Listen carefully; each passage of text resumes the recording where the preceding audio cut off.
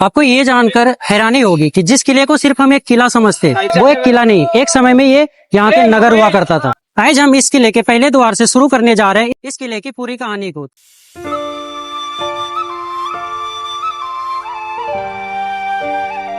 नमस्कार, मैं हूँ बज्जेश और लोग मुझे प्यार से हमारा यामी कहते हैं।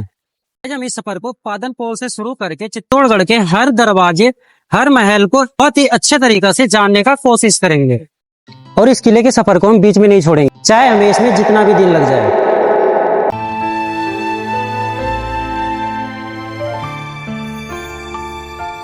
इस किले की कहानी सिर्फ इस दीवारों में नहीं, आगे जाने पर इस किले के और भी महत्वपूर्ण इतिहास जानने के लिए मिलेंगे।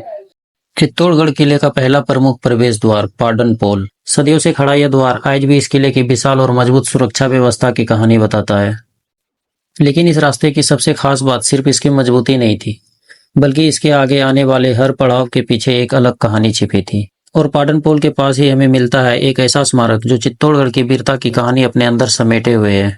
यह स्मारक रावत बाघ सिंह की स्मृति में बनाया गया, जिन्होंने चित्तौड़ की रक्षा के संघर्ष में अपना जीवन बलिदान कर दिया था। आज यह स्थान हमें याद दिलाता है कि चित्तौड़गढ़ की कहानी सिर्फ पत्थरों और दीवारों की नहीं, बल्कि उन लोगों की भी है जिन्होंने इसकी रक्षा के लिए अपना सब कुछ न्यौछावर कर दिया।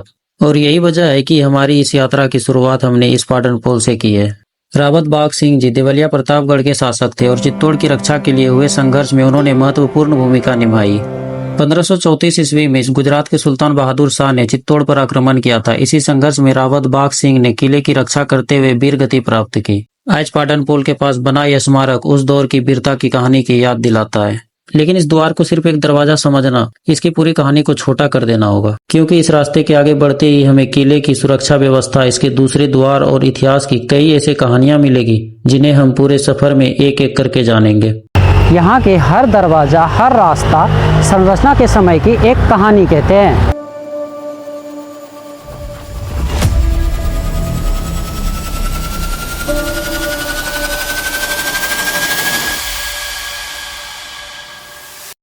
आज तो सिर्फ शुरुआत हुई है, अभी पूरे चित्तौड़गढ़ बाकी है।